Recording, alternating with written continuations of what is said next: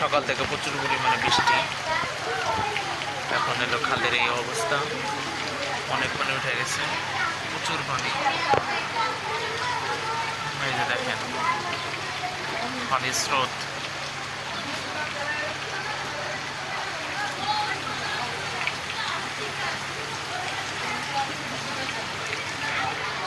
এদিকের অবস্থাটা দেখেন, পানির স্রোত কেমন।